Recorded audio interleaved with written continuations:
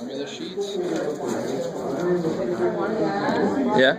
I did both for the for the equations. I put both Z stars for these for like S and sigma. I was confused. Oh, I did it right. I figured that was supposed to be T star instead of Z star. Oh, that's why I say they're the same thing. And I was like, all right, guys. So last time we did chapter 12.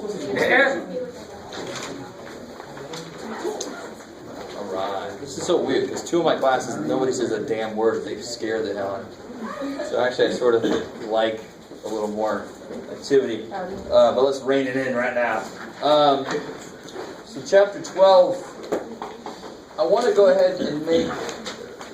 So we basically covered all of chapter 12, but one thing I didn't realize they do is in 12:6, I think they reference... Yes. So 12:6, I'm going to make extra credit. Does everybody understand what I'm saying? Yeah. Wait, we don't have 12:6. It's not? Oh, good. Why did I think it was? Just because it's 12. Oh, I already took it off. That kicks ass. Okay. So then we'll take 12:5. That's beautiful. Huh? Yeah, you mean to say 12:5? No, stop it. All right, good. All right, that's good. So I noticed it before, but I guess I took it off on that. Okay, good. I didn't have it off for the one I have on my computer. So perfect. All right, so keep everything as it is now. Where's different stuff. So today I want to take any questions you guys have from the homework, and then we're going to get back into chapter 11 a little bit. Where's second number 11? You got it? So any questions from homework? Stuff, yes. Chapter 9, chapter 9.5, number 103.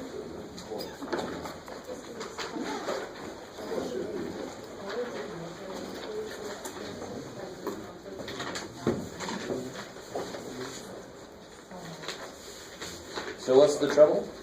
Well, it talks about years and then it talks about months. And so I'm a little bit confused on... Oh, but they tell you 9 months is 3/4 of a year. They tell you in the problem. Yeah. So do we convert it to months, I guess? Yeah. You could, or you can convert it to years. Either way. So you don't care which way?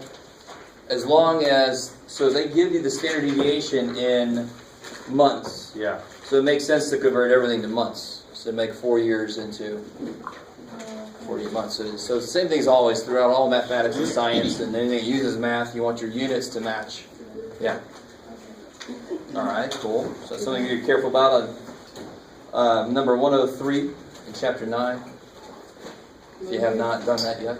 12.1. Number, which one? 4. 4? All right, let's see. Oh, hello.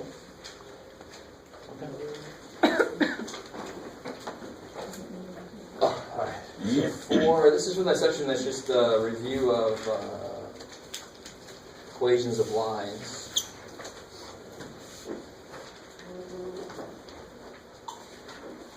Wow. All right. Oh, there it is. So credit card company. What page is that? For me, it's page 669. Okay, yeah, for you too. So credit card company charges $10 when a payment is late. Oh, so it's a nice credit card company. And $5 a day each day the payment remains unpaid. And then they start breaking thumbs and several fingers. Find the equation that expresses the total fee in terms of the number of days the payment is late. So this sounds like, this sounds like that standard problem from algebra. My favorite is like you ask a plumber to come to your house, they're going to charge you $50 just to come, and then like so much per hour. Right? So do you guys remember how to make that into an equation of a line? If you have what, 10 plus 5x? Yeah, so it's going to be $10 no matter what, right? If you're late, you're $10 plus Yeah, 5 times X, that's each day it remains unpaid. I like it. I mean, is that cool? Like, is that what they're like? Okay. Yeah, that's it. And we just graph it. Am I supposed And then to number check 5, graph it. You know the slope, you know the y-intercept. it? Yeah. I like it. Cool. The only thing I wonder is, they don't really say this, so I'm not going to make a big deal out of this. Like, when the payment is late, do they start charging the $5 the next day? You understand? So, but don't worry about it. I'm not going to bring it up. I don't think they can mean all that freakiness. Is that cool? So that's just algebra. That's just a review of lines from algebra. This is a good spot to do it because then we start using equations of lines for this best fit stuff. All right. Anything else? 58. Oh yeah, 58. Oh.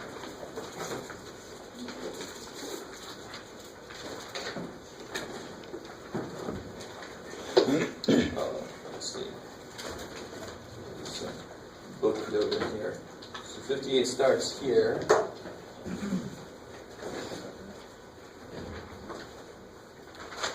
then let's see what it says. If a loan officer makes 95% of his or her goal, write a linear function that applies based on incentive plan to blah blah blah. 95% of his whole goal. So, blah blah blah. So yeah, you're between 80 and 100. Let's see. All right. So percent of goal reached. If it's less than 80, you get no incentive. Right? Too bad for you. If you hit 80. Get $4,000 with an additional $125 added per percentage. Okay, so let me make sure. So we were at 95, right? That's what it said, 95% of our goal. I love the 120. It's like my goal, I set them so low, so I get a lot of money. I'm going to make sure you guys are with me here. Some of you guys might not even have tried this problem yet. But you can see how to read this table. This is sort of like income tax, right? You have certain brackets that certain tax rates that start to apply, certain levels of the amount of money you have, and then it's between the two, you just go up and up and up. So at 80, we get $4,000. Bam. There you go. Plus $125 for each percentage point from 81 to 99. You with me? So if I got 81%, how much would I get? 125 or 4,000. 4,125. So I'm at 95. 4,000. So it'd be 4,000 plus. 125 times. No, yeah, 125 times. 14? Times 4. So I'm at 95%, Oh, right? 95. Yeah, it said there 95%. Times 50? No, 14. Yeah, It's times- 81, right? No, you guys are funny. We're at 80. 80. I like this. No, 81% would be times 1. So 82% would be times 2. So 95% would be times 15. Yeah. I know you're worried about Oh. being careful, but it's 81 is 1, so 95 is 15. Is that cool? So 4,000 plus. Yes. So it's just like the problem we just looked at earlier. Yeah. 4,000, bam. At 8, yeah, so if somebody got 80 exactly, they get 4,000. But I got 95, so I get 125 for each additional percentage up from there. Times that. So 15 times that plus 4,000. Kick ass. I like it. So the better you were at algebra, the easier that would be. Of course, this table's a little freaky. I understand that. But it is a lot like income tax table. Okay. So anything else from homework? You guys are doing homework right? I got a lot of chapter 10 still missing. It's kind of bugging me. But, do what you want. Okay.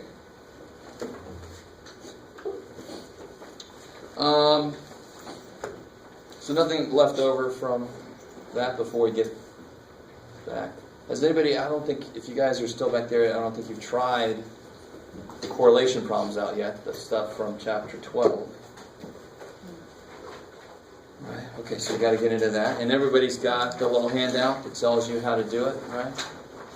Oh.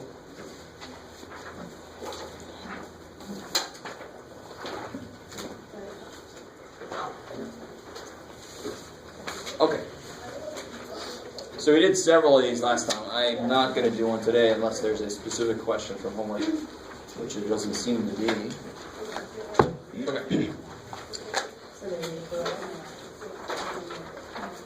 So the way I want to do this, which translates into the way we're going to do this, is we need to start in section 11.6. It's just the way it is. Right. So, what chapter 11 is all about? Let me see if you guys can get this. What's been like the main theme? What is that question I keep asking every test? What's the z-score study? And why do I ask you that? Because what do we keep using? What did we use in the hypothesis test? We use z-scores. We use the what distribution? Normal. Okay, cool. In order to draw a normal, why would one person's normal distribution might look like this, and that's fine, it's a normal distribution, right? And somebody else's normal distribution might look like this, and that's fine, that's a normal distribution. What's the difference between those two distributions?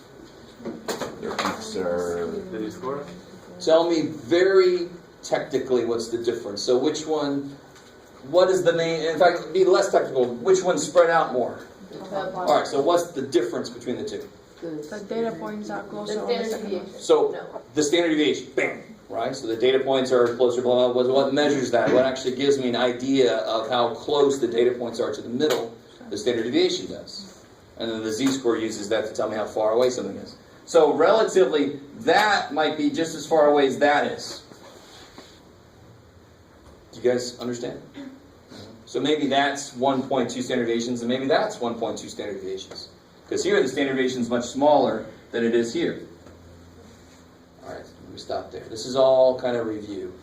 And the reason I'm doing this, so what controls the shape of the normal distribution? Based off of the point I was just making, yes, the standard deviation controls it. Why was this guy skinny? Because it doesn't eat a lot of sugar. Yeah, because the standard deviation is smaller, right? That's why it's skinny. Oh, it's because the data point is closer to the mean? Like yes. The data points are yeah, spread so out. the smaller sigma, if sigma, so let's call this sigma 1 and we'll call this one sigma 2. Sigma 2 is smaller than sigma 1. I can see it because it's skinnier, so there's a reason I'm making a big point out of this. You guys stick with me. Because today we're going to talk about chapter 11, where we use a different distribution. And the main reason we have to use a different distribution is because we don't know sigma. In fact, what do we use this for? We use this in so many ways. We use it for hypothesis tests, right? Hypothesis tests. And we used it for confidence intervals, right? And the t distribution is basically the z distribution, just a little fatter. Go out a little further just to cover our ass a little bit better, right? All right. So what I want to be able to do now is I want to be able to test a claim about a standard deviation. Meaning I am not certain what the standard deviation is. So I can't use this distribution. This tells me how means are distributed, or even how percentages are distributed. I need a distribution that tells me how standard deviations are distributed. Interesting, Jeff. So what we use is called the chi-square.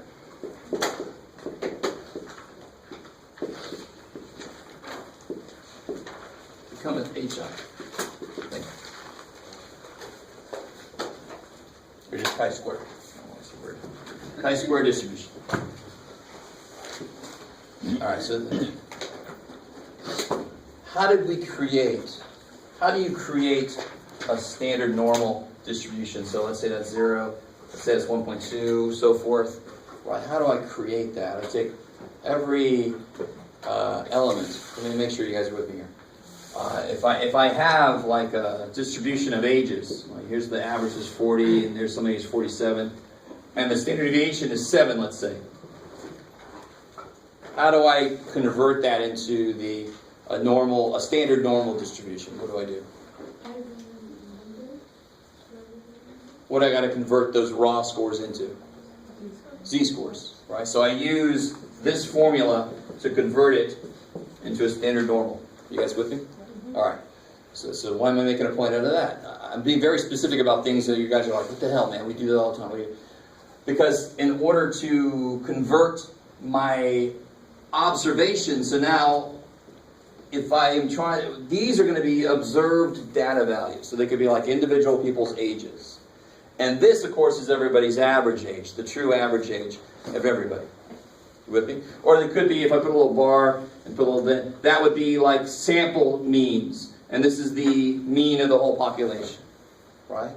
So what I use here, my observations now are going to be sample standard deviations. Make sure you're with me. So what did we do over here? We went out, we took groups of size, whatever, and we took their means to get a feel for what the real mu was for the whole population, right? So what am I going to do here? I'm going to take samples and get their S's to get a feel for what sigma is, right? Over here I took X bars to get a feel for what mu is, or to find evidence that it was not somewhere, or whatever. Over here I'm going to take S squares, we're going to say what it really is. It's the variances. All right, so for my samples, I get the information. And here's the little formula for this. That looks very familiar. All right, let me just stop there for a second. So that's kind of the analog to that. That's the z-score formula, but for standard deviations, or variances in this case. Right? We call it chi-squared, just to make it sound and look funky. Yes, ma'am? Will you leave it squared, or do you have to take the square root of the answer? So, all right. This is a symbol. It's not really like sigma squared. You don't really square root it. You could use this in a way we're not actually going to use it for. You could use this in a confidence interval. So you could actually use this to get a feel for what the variance is. So say you get the variance to be between 40 and 190. Then you can take a square root of everything to see what the standard deviation is doing. But you don't take a square root of this. This is its own little symbol, right? And this is sort of an introduction to chi-square and how to use it. If you took like advanced statistics courses where you get to the theory of things and you learn where this comes from, you'll see why it's got a little square on it. Right? There's a lot of math behind developing this. This little easy formula, I was thinking about showing you this, but I decided there's a lot of math that goes into getting here, right? A lot of ugly. It's ugly, ugly, ugly. Oh, it's looking better. Oh, there it is. Oh, that was nice. Okay. So treat it as if it was like just a variable. Treat that like it's a z-score, because they mean sort of the same thing.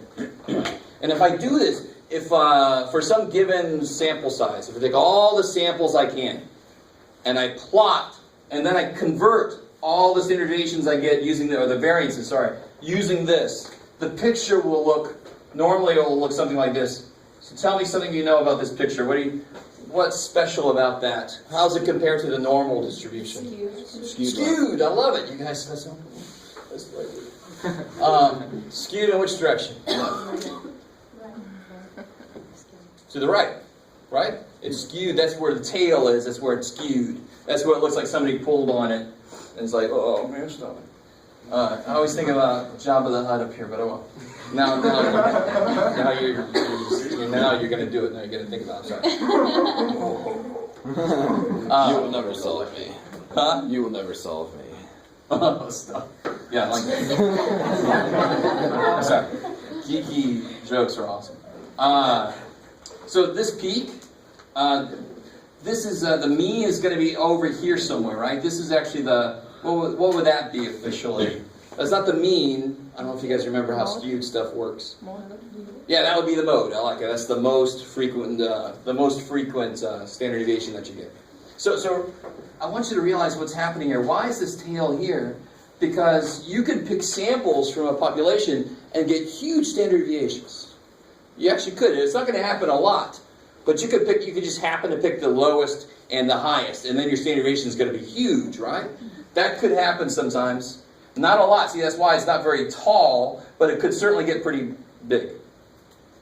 Because that correlates to this being much bigger than that. I don't know if you guys see that. So if these were exactly the same size, if I happen to get a sample that was the same size variance as the actual population variance, then this would just be n minus 1. So if my n was 9, and I get a sample that has the same size variance as the population, then this score is going to be 8. I don't know if you guys see that. Okay. All right. So let's see. What else do I want to say? So this picture, I want you to notice something. It's like the z-score, except z-scores can do something that this thing can't. And that's there for a reason. Obviously, everything in this equation is what? What's the important... they're squared, so they have to be positive. So what's the smallest that chi-square can be? 0. I love it. Because you could get a sample. What would a sample look like that would have a 0 standard deviation? 0. Standard deviation measures how spread the data is. So if data had 0, if S was 0, that would mean the data is all the same number. I love it. So the smallest chi-square can be a 0. All right, now I really want you to understand the implications. A lot of what we do has analogs to this, right? A lot of what we do has analogs to what Z does. But Z's can be negative and positive. So when I find a confidence interval or when I find a critical rejection region, right? You with me? So over here I had a test and I found this was 1.96 and it was a two-tail. What's this? Negative 1.96 because it is symmetric to 0. This guy, not symmetric, doesn't sit around 0. It's all above 0, right? So if I get this to be a 98.2, what's the other one going to be? Shit, we got to look that one up too. So the shortcut for finding this was I find one, I know the other one. Because it's symmetric, around 0. Beautiful. This one, you just got to look up both. You have to look up both. You can't find one and say, oh, it's negative. No.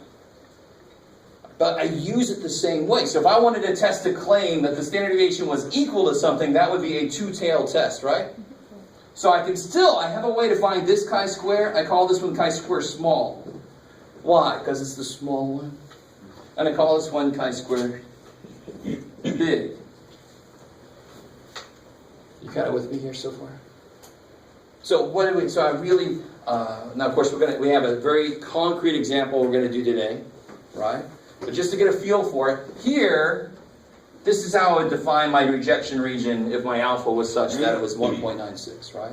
And then if I get something in here, I failed. If I get something out there, I succeeded. So the exact same thing here. So if this was 21.9 and this was 92.8, and I get my chi-square, I don't think I did star. That would be crazy. It's just chi-square because these guys are small and big. If my test statistic, the one for my sample, came out to be 101.9, what would my conclusion be? Not the full drawn one, but the small one. What could I do? I reject the null. Support the high, depending on what my claim was. Right? All right, how are we doing? Great. Good so far? Yeah. Sweet. I like it. So the better you understood hypothesis tests, and some of you guys are like, well, shit. But this means you got to bring it up. The easier this is going to be, because it's just the same kind of steps to it. You just got to look up these scores on a different chart, right? We got one more chart for the semester. Yay, Jeff. All right.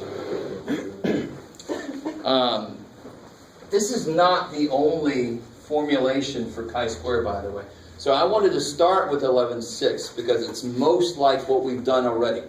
So I can make a lot of nice analogies. 11.1, 11.2, 11.3, those are other uses of this that use a completely different formulation here. And they're different than what we've done. Right? So I thought it'd be better to start with 11.6 just in case you guys are like, I skip it around the thing, but I've already done it, so... Jeff? Yes? Are they going to give us, like, the sigma and the S? Like, are they going to give us all that, or are they going to work out?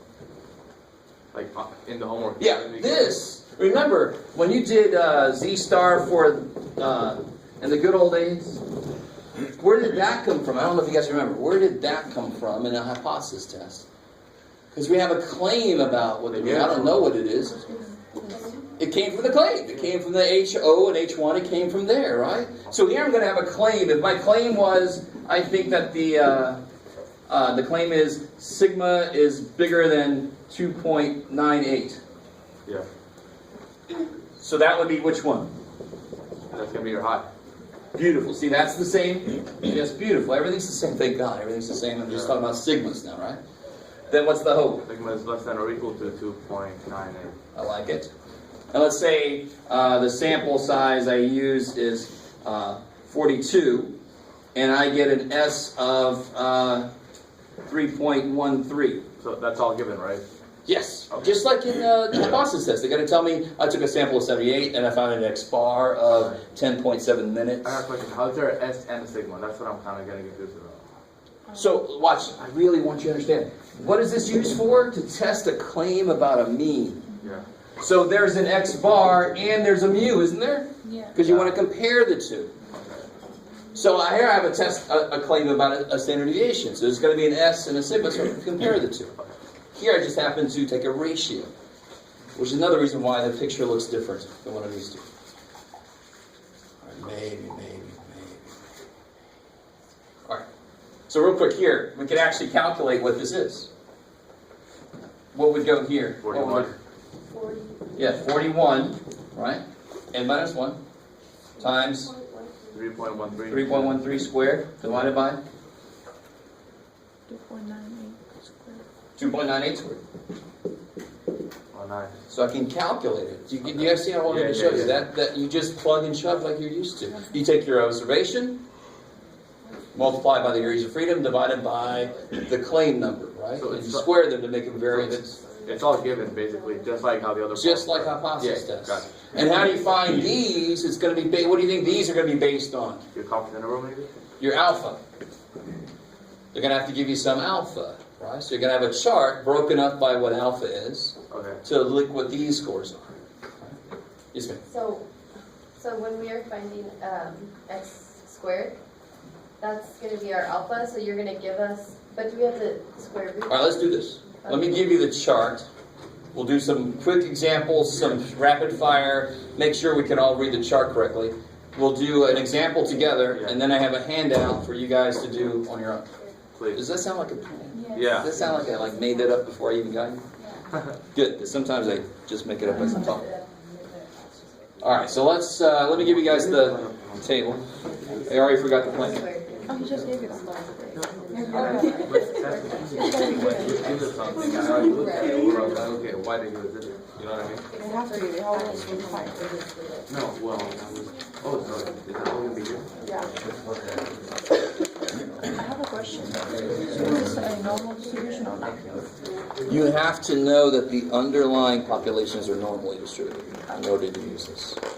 Does that make sense? So like step 2 is going to be, do they tell you that the underlying distributions are normally So they have distributed? to tell us. And here, my sample size was big enough, right? Sample. Sample size is going to be at least 30, right? Yeah. Yeah. Separate problem, so these are good. I love algebra. I hate that. I love algebra. It's so All fun. right, let's look at this. That's the time. Too many word problems. They got to sit down and I comprehend it really well. So your shirt, I was looking it up. It actually should be called mathematical beauty. Should we call what? Euler's identity should be mathematical beauty. Mathematical beauty? Yeah, it saves people like they're like understand that. You want to give them props, right? No, she watched TV. Oh, well, that's good. Really? She left it. Oh, so let's do this. Let me give you guys some. Yeah, what? The chart takes a little bit, and you have to excuse me. I don't know why somewhere in the annals of time they decided to make this the area to the right, because the z-score chart was the area to the left, right? And so but here they decided to make the area to the right. So let's say let's set up a few examples. Let's do this one at a time. Let's say I had a sample of size 26, and I know it's normal. And I have a one tail test where alpha is 0.05. All right, so let's figure out how to do this.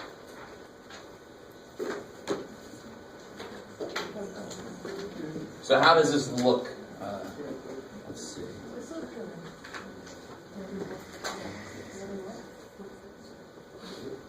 So tell me this. What's in the area to the right of this score? So it's 0.05. Oh, I'm sorry. Look at me. One-tail test. I have to tell you which direction. And we think the claim is sigma greater than something. So it's a one-tail test up there. You with me? Most of the time, chi-square tests come out to be two-tailed for a lot of the uses, but for tests about standard deviations, it could be one-tailed. So I'm just not used to one-tail tests. But one-tail, let's say it's up here because it's greater than, right? So the one-tail would be up here. How much area is in that tail?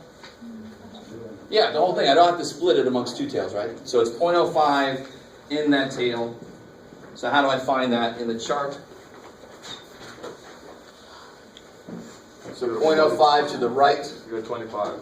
37.652. Good. Degrees of freedom are 25. Oh, did I say in the same column? There I am. 37.652. 37.652. So this is, we're really not used to this. Z-scores are like between -3 and 3 normally, somewhere in there, right? But these are variances, and I don't know if you remember, variances can get pretty damn big. So these chi-square scores are going to be, they're not going to look like z-scores, but they're going to be used in the same way. They still give me a feel of how far something is away from something else.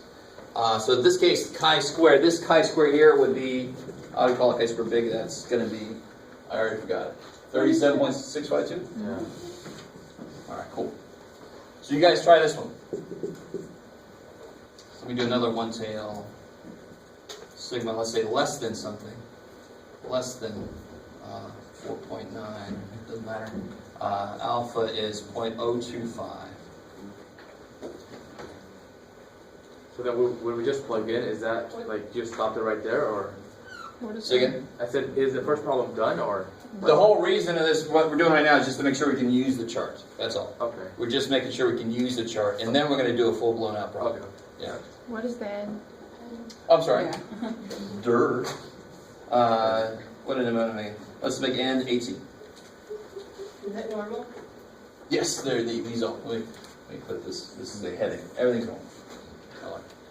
I just want to get right to the point of, can you use this chart? But I appreciate you keeping me honest.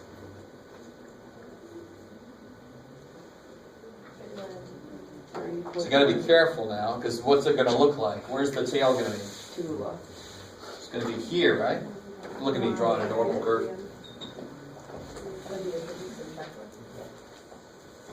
So my tail's going to be here. And what does the chart require me to look up? The area that is to the right. So how much is here? So what do you? How much is here? 1 minus the No, how much is here? 30. How much is here? Less than. That much. That always tells you the area in the tail, right? That's not different. Alpha can never be different. It tells you the area in the tail or tails if you have a two-tail test.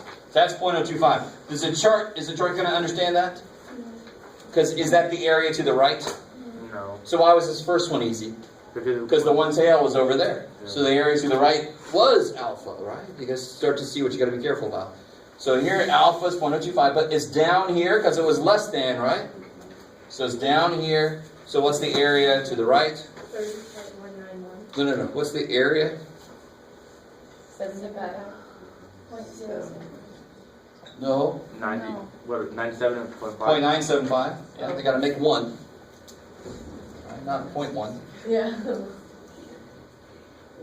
So let's see. How would you look that up in the chart? To make sure the people at home get a taste of this. We just go to 0.025 and then just subtract it by 1. Yeah. That's what you do up there. Yeah, that's what I'm saying. Sure, of course. Yeah.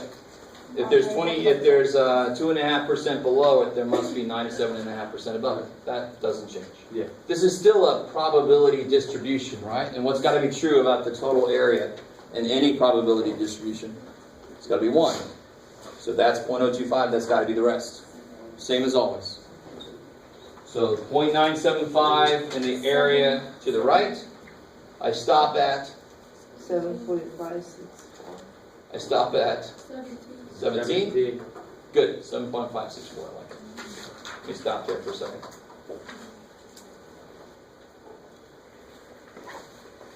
Just one nice thing about this chart, the way they've got it set up, because I've seen in many ways, this side corresponds to that side of the chart. This side corresponds to that side of the chart, right? So if you draw your picture, if you have one tail down there, you should be looking over here. If you have one tail up there, like the first one, you should be looking over here. Are you guys understanding what I'm saying? Yes, ma'am. So are all of the problems that we're going to be doing, are they all going to be skewed? When you're using a chi-square is fundamentally skewed. It gets closer and closer to a normal distribution. What do you think? The larger what gets? The larger n gets, the closer this gets to normal. It just starts to, for n equal like 1 is like that. But for n equal to like 100, it's going to be like, well, it's even more than that, Jen. It gets really flat, but it gets a lot more normally distributed, believe it or not. Just really flat. Right, so for larger sample sizes, it gets closer and closer to a normal distribution. For smaller sample sizes, it's skewed big time. Okay. All right, I like it. And that's why this chart stops at 100, because 100 is sort of like the chi-square's magic number. Do you have to know that? No, don't worry about that. But I just want to tell you that there are a lot of similarities to what we did before. Okay, let's do one more at least here.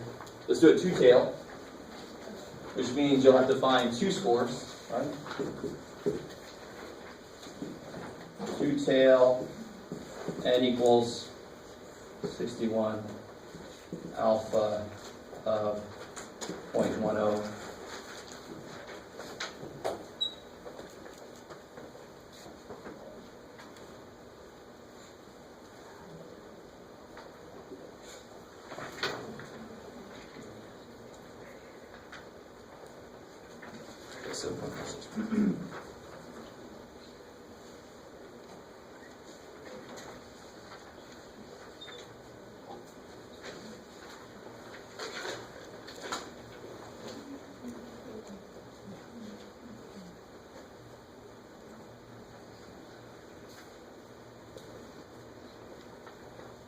So now drawing the picture correctly becomes much more important than it ever did.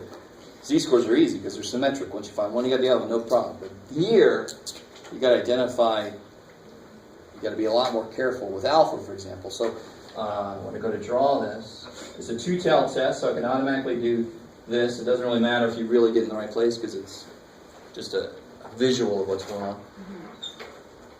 How much area is in the two tails? 0.04. Good, you got to split it because it's two-tailed. So which score can you find right now just using a number? Right. Yeah, so I can find this guy. I can find chi-square, what do they call it? Chi-square big. I can find that. Yeah. Because I know the area to the right of it is 0.05. So let's make sure we get that one. So Okay, cool. So 0.05, and then I want to stop at 60.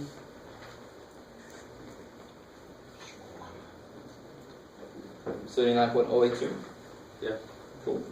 Does everybody see how to get there? You guys with me? See it on your own, not just I'm pointing at it, but you get it yourself. 79.082, that's this guy. So for the small, would you go to the 0.90? Yeah, so again, the chart, this chart only understands areas to the right. So I can't use 0.05, I got to use Sorry, I mean 0.90. 0.95? 0.95 to guess. I like it. And do you guys notice something about the way this chart's set up? If I'm here, see I'm 1, 2 away from the middle. So the other one's going to be 1, 2 away from the middle. Do you guys? Yep. And of course these two have to add up to be 1. So if I'm looking at 0.05 there, I got to look at 0.95, the rest of it over there. You guys, there's a lot of different ways to kind of shortcut this a bit, that can make a little more sense. And then 0.95, and again I stop at 60, 43.188. Cool. Can you guys write the rejection region in Word? Give it to me in words. Yes. I forgot to write. What was it? 43. So if, 3 stars. no, Pi square. chi square. Press square. Oh shit. Chi square is, sorry, smaller than, 43.1. good, 43.188, or chi square is Bigger bigger. than 79.082. We will do what? Reject. Reject the hoe. I don't know which one's the claim. Or support, or I mean, and support the high. Oh. I guess you should see what's going on. This is, I should use my TA hours to hire a camera person. I'll do it for $5 a class. Oh, so nice. You're underselling yourself. Yeah. All right, how do we feel so far? So that's just to make sure you can use the chart. I'm sure in your mind you're like, I'm not used to this shit. What's going on? 43, what the hell's that shit? So let's try a problem now. Let's do a problem together, and then I'm going to give you guys this little problem to do amongst yourselves.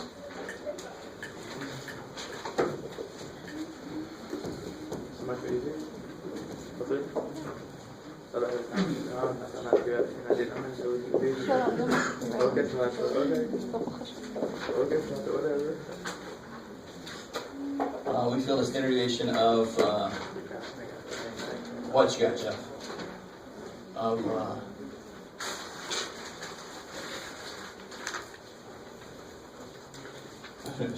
shoe size is 1 point. Let's make it 3.18.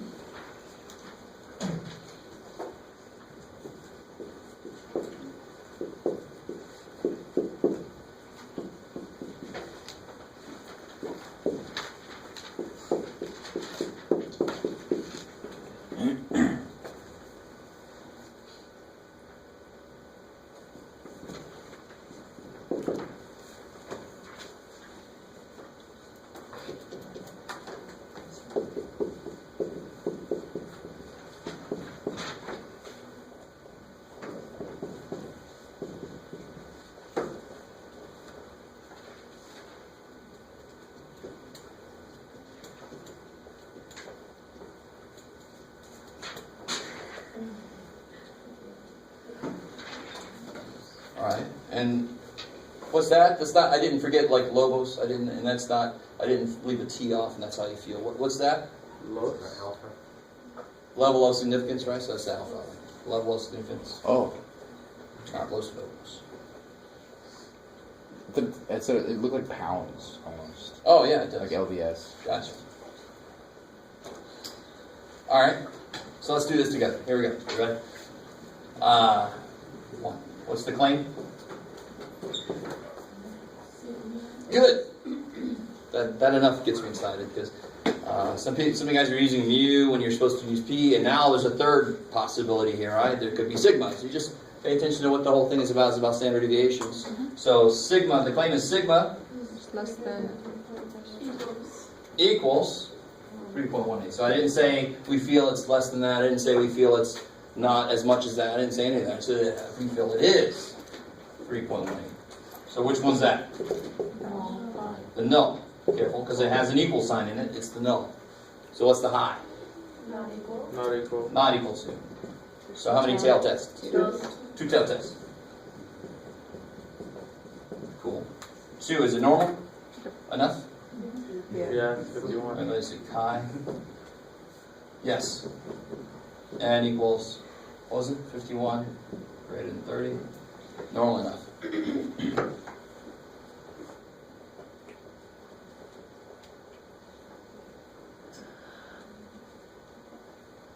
And you can almost read that, I'm sorry. I'll try to make it less legible. Yes? No, it's 51. It's trying to be a 5. And it's 51 greater than 30. You meant up on like the whole in the line. Yeah. So 31. Oh, I put 31.8. Okay. That's neat. Alright, so what's the next step?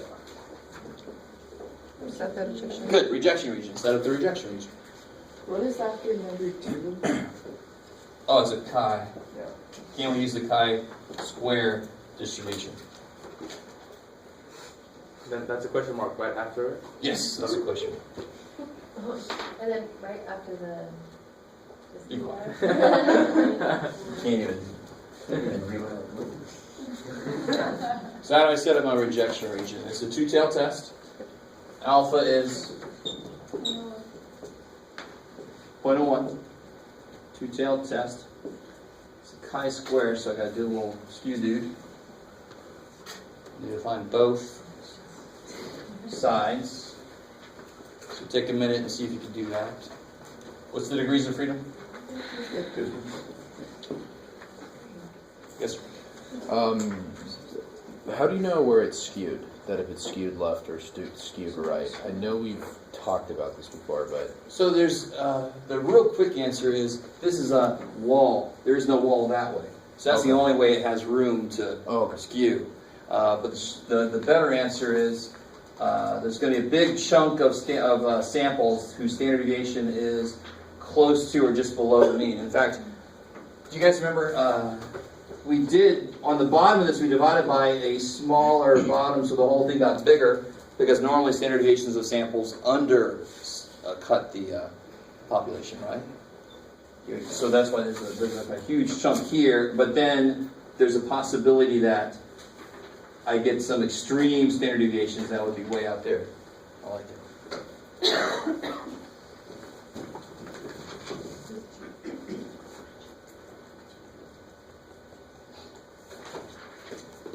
So let's see. So when you look it up, what's going to be in this tail here? 0.05, kick ass. So what's going to be above this one? The rest, I like it, 0.995. Kick ass. So if we look at 0.005, I like it, so you stop at, what did I say? 50. Yeah, 79.490. And the nice thing is it's symmetric here, right? So I'm going to look at 0.995, and it's, if you guys picked up what I said, it's equidistant from the middle of the chart. So that one and that one. Do you guys understand what I'm saying? Yes. If you don't, look it up, you'll get the same thing, but it's a nice quick bam, bam. 27.991. And 79.490. thank you guys. So if chi-square is Less than 27.991 less than 27.991, or greater than 79.409. reject the whole support. Aye.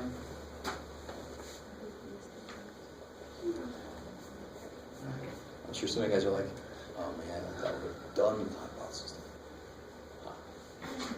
So number 4 is now that I set up where I need my sample to get, I check to see where my sample got. So what did we get? What was the S? 4.71. 4.71. N minus 1 is 50. What's sigma? What are we assuming sigma to be? 3.18. 3.18. Kick ass. So now I can develop my chi-square score. It'll be n minus 1 times s squared divided by sigma squared.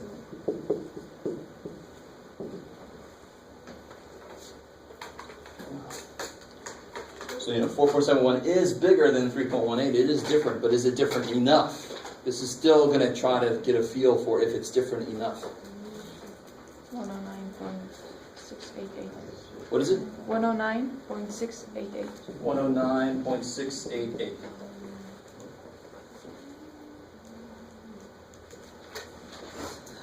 Makes sense. So would it be we failed to No.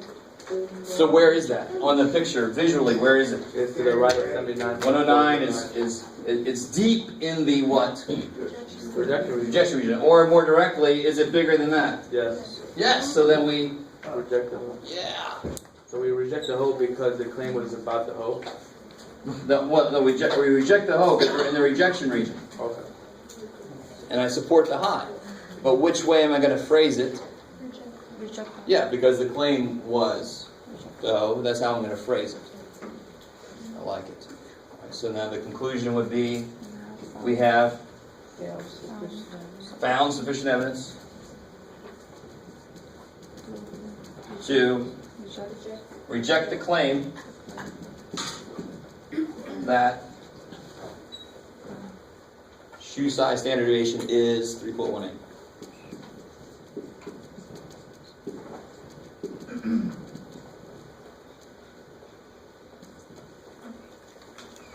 So we can reject that. Does that mean we can say that it is 4.71? No, we can never say it is something unless we get the whole population. We just know there's enough evidence to say it looks like it's bigger than 3.18, right? All right, so let's do this. This is going to require a calculator because I give you a big list of data. I actually give you a population of data, and you have to pick your own sample. Yay! I love it when you do that, Jeff. All right, so let me give this to you. Oh, I'm going to keep that one and that one. Ha-ha.